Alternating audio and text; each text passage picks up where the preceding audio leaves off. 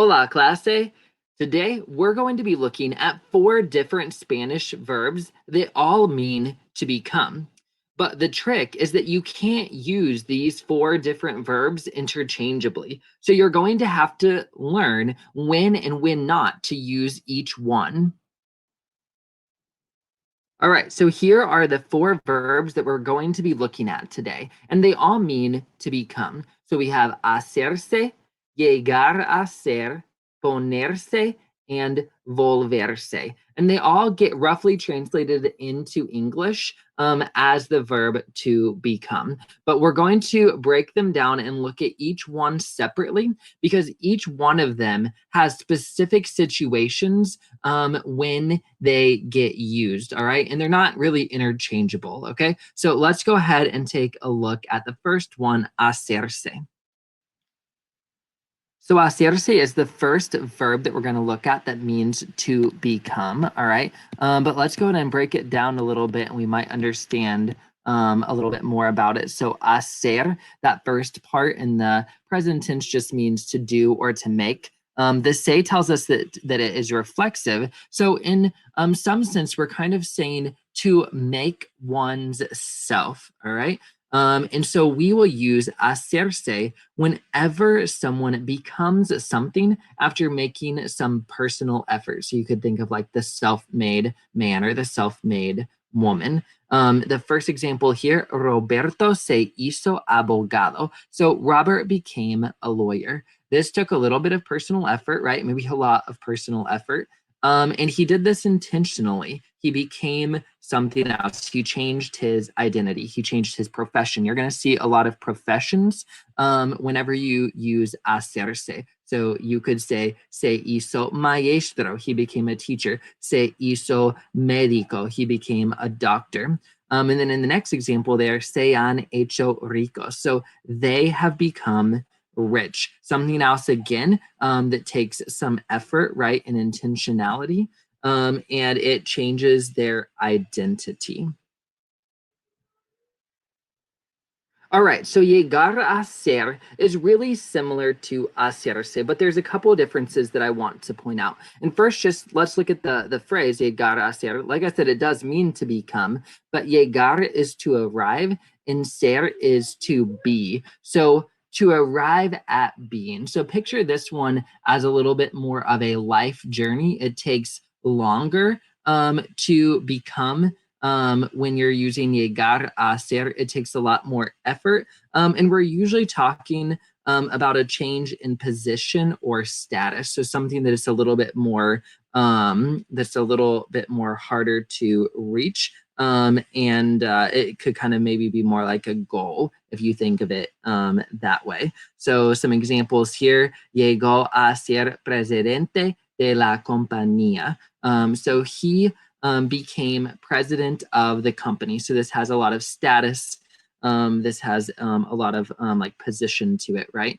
Which is different than just becoming, say, like a doctor or a lawyer or a teacher. This is like a position that he was able to achieve. So it's an achievement. The next example, ella llegó a ser famosa. So she became famous. All right. So again, somewhat similar to hacerse, but this just carries a little bit more weight to it. These are things that you become that that maybe took a little bit more time and a little bit more effort. Ponerse. Now this one is really specific and it's also interesting. So poner is to put, right? And then we just made it into a reflexive verb, ponerse. Ponerse, we use this when someone becomes something involuntarily. Like they don't do it on purpose. It kind of just happens to them. They don't really have any control over it.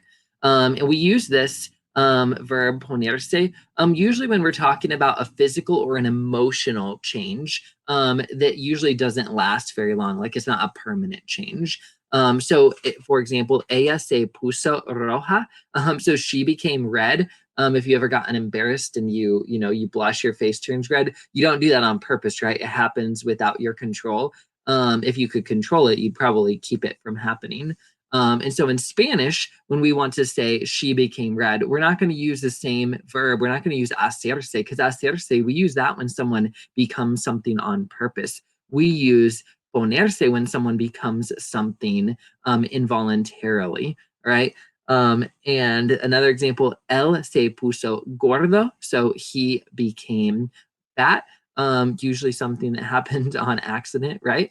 Él se puso gordo. So this is like a physical change, right, that happened. Me puse muy nervioso.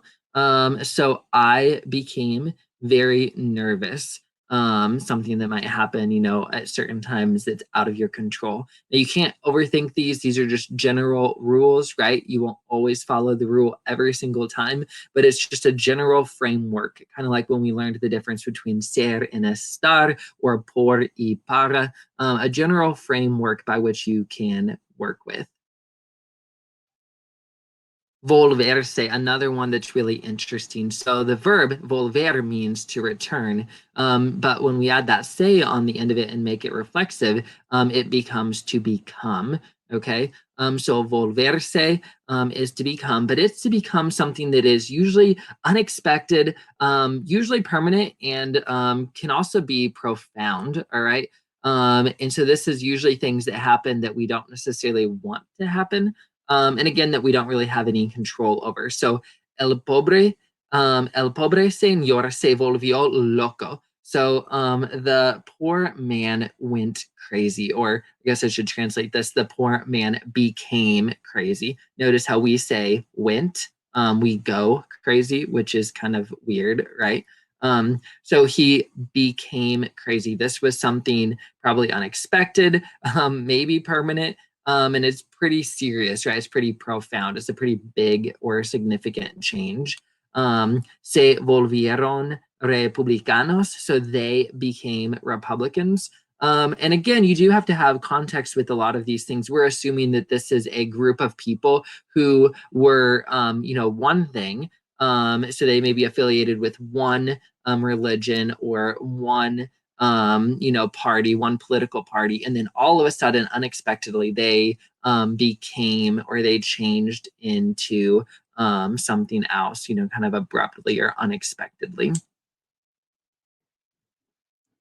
All right, so let's go ahead and do some examples here. So in the blank, we're going to be choosing a verb that means became. We're going to do the preterite tense in all of these blanks. But we're going to be choosing between hacerse, llegar a ser, ponerse, and volverse, just depending on which one makes the most sense. And I'll kind of point out the key words that you're looking for. So the first one, Carlos fue a la universidad y después, espacio, abogado. So Carlos went to the university, and afterwards he became a lawyer. All right. And so we can kind of go through the different options that we have, right?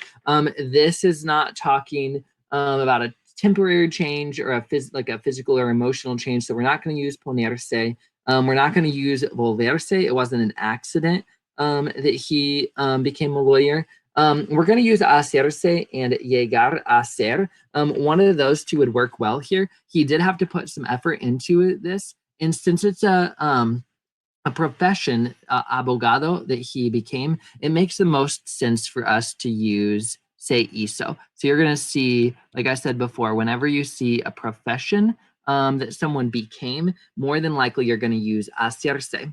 The next one, very similar, but a little bit different. El doctor González, blank director del hospital. All right, so the Dr. Gonzalez became director of the hospital. All right, in this, we're talking a little bit more about a position, a change of position or status, not really a change of profession. This is also something that probably took a great deal of effort, and a lot of times it makes a little bit more sense to use llegó here.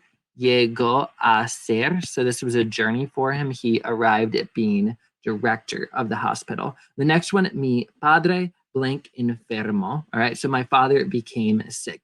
He didn't do this on purpose. It was not intentional. And this is also describing a physical or emotional change. And so we would want to use ponerse here. So it would be mi padre se puso enfermo. My father became sick. The next one, con tantos problemas, el viejo blank loco. So with so many problems, the old man became crazy, or in English, we might even say he went crazy. And you will just see that we always use volverse. So remember, volverse is used for unexpected and abrupt changes. And so if somebody goes crazy, it makes sense that we would use volverse for that. So se volvió loco would fill that blank in the best. El blank médico. So he became a doctor. He changed his profession. He had to expend some effort, although this wasn't a really great big thing that took a lot of time or a lot of effort. And so we're just going to use what we did for that first blank, which is se hizo. Okay, so he became a doctor. Mi maestra blank comunista. All right. Now, I don't know what all teachers you've had over your life, but more than likely it would be very surprising and abrupt if any of your teachers became a communist, right? So it would make the most sense for us to use volverse and say volvió. Okay, so mi maestra se volvió comunista. If it helps you to remember the word devolve, like they devolved into, this, thing. They devolved into craziness. They devolved into being an atheist or communist. Maybe that will kind of help you remember volverse is used for people turning. They turn into something that they weren't before. La hija de González blank monja. And I put in parentheses, this one will focus more on the idea that she used personal effort. So the daughter of González became a nun. Okay, so this wasn't a surprise necessarily, or anything like that. She wanted to be, and so with personal effort, she became one. And so it would make the most sense for us to say se hizo here, okay, because this is just something that she became with a little bit of personal effort. Then the last example here, la señora blank muy contenta al recibir la noticia. So the lady became very content at receiving the notice. And so this is just a physical or emotional change. It wasn't something that she did necessarily intentionally. It just happened to her. And we would use se puso here. So ponerse would make the most sense because it's just something that happened to her involuntarily. Right, as you can see, there is just a little bit of crossover on some of these. You kind of have to think about them and reason out which one would be the best one. Obviously, if you're the speaker of the sentence, you even have more power over which one you get to choose because you could use llegar a ser if you really want your listeners to realize that this was something really serious or significant, and you could use hacerse if you felt like it was maybe a smaller accomplishment or just a change in profession. But there are a lot of patterns here that you can see, and I think that that should help you choose the correct verb in most cases. And here's just the answers from that previous slide. And so we'll go ahead and stop here. And of course, we'll practice this a lot in class so that you can see lots of different examples and hopefully start to see the patterns or the commonalities between when you use these verbs and when you don't.